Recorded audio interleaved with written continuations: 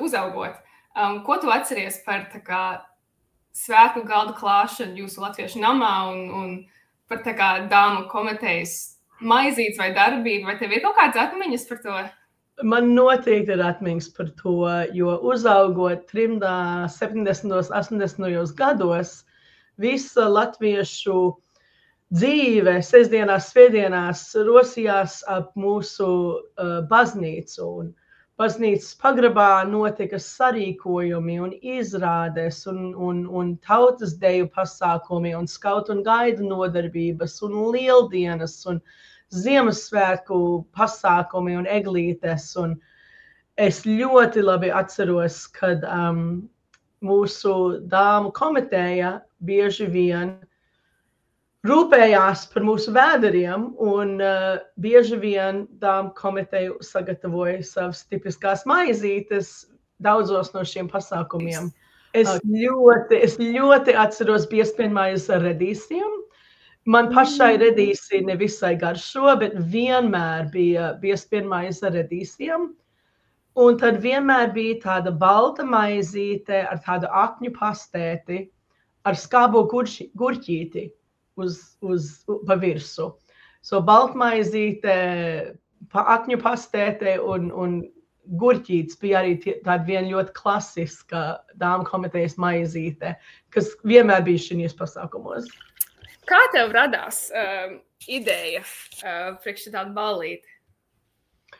Man ir viena laba draudzene Māra, un mēs ar Māru ļoti daudz laika pavadām kopā, ceļojām, braucam uz pasākumiem, koncertiem un tā tālāk. Un mēs vienkārši mašīnā vienu dienu runājot, Mārai radās tāda ideja, kad vajadzētu nākamo reizi, kad tiekamies kā draugu pulciņš, vajadzētu uztaisīt tādām komitejas maizītes mielastu. Un vienkārši tas nebija noticis, un beidzot nāca mana dzimšanas diena, un es teicu, zinu ko, Māra, es labprāt izmantotu tavu ideju, un manā dzimšanas dienā rīkot dāmu komitejas maizīšu ballīti. Un es faktiski aicināju cilvēkus piedāvāt maizītes divās kategorijās. Un viena bija tās tradicionālās maizītes, ko mēs visi atceramies no bērnības. Tā paša biezpienmaize redīsiem, vai arī tā akņu pastēts maize skābo gurķīti, vai arī olu maizīti.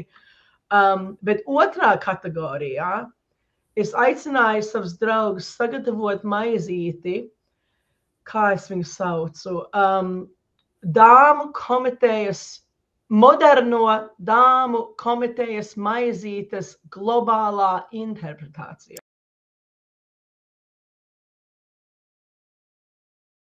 Jo maizītes bija daudz, noteikti bija tradicionālā biezpienmaize ar redīsiem.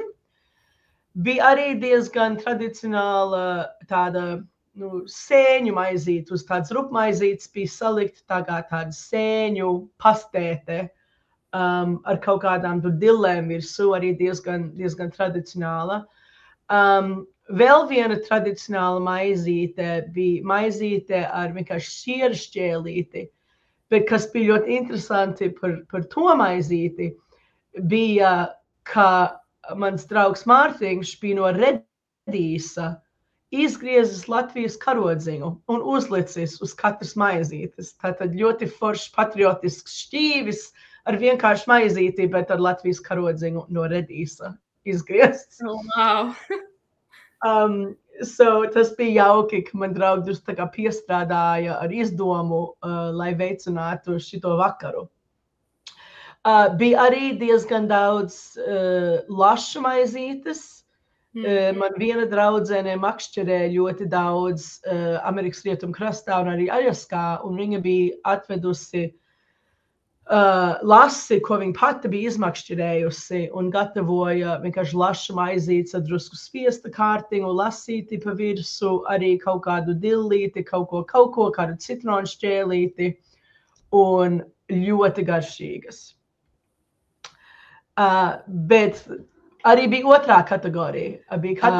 Man viena draudzene atnesa tādas vieglus, gandrīz tā kā cepumiņus vai krekerīšus uz kā viņa bija sagatavojusi kimči.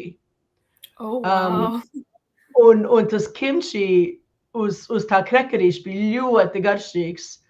Un visiem ļoti garšoja. Un es domāju, ka Dāmu komiteja pirms 50 gadiem iebraucot trimdā nekad nebūtu gatavojuši kimči maizītes.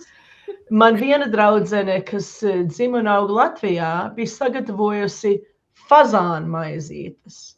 Un viņas skatījumā tas bija diezgan tradicionāli, bet mums, kas dzima un auga Amerikā, mums tas likās kā pilnīgi kaut kas luksus. Un bija maza maizīte ar fazānu, un arī ļoti, ļoti garšīgas. Bija ļoti interesanta maizīte, ko viens vācu draugs sagatavoja. Viņš bija iegādājies kūpinātu foreli, un viņš to foreli bija sagatavojis uz, ja es atceros pareizi, tādu saldskābu maizi ar drusku tādu balto sieriņu un vēl, ja es atceros pareizi, redīsi pa virsu. Un tā forele vienkārši bija super, un tā bija viena maizīte, kas ieņēma pirmo vietu pēc garšas.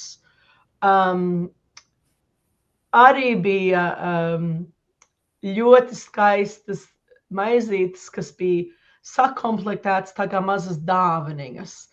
Tātad maizīte, tur pa vidu kaut kādi gardumi, vēl viena maizīte, bet sagriezt tādā kvadrātiņā. Un ar zaļumiem uzlikt tā kā tāda bantīte vai šleifīte apkārt. Tātad ļoti skaists izskats bija šitām dāvanu maizītēm, ko gatavoja man draudzene Ilze. Bet arī mums bija īpaši nesagaidīta kategorija, jo viena mana draudzene sagatavoja nerātnās maizītes. Katrā gadījumā ar maziem gurķiem un maziem gurķi galiņiem var jau izdomāt, kā veidot nerātno maizīti.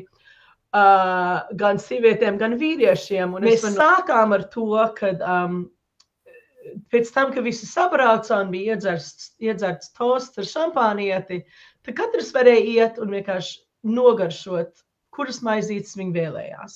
Un vienkārši bija tāds sabiedrisks mirklis, cilvēki pļāpā, cilvēki uzēda, iedzer šampi.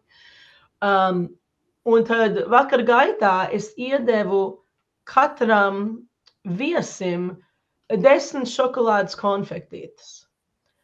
Un tad viņi varēja balsot gan kategorijās, jā, modernā maizīte, tradicionālā maizīte, izskats un garša.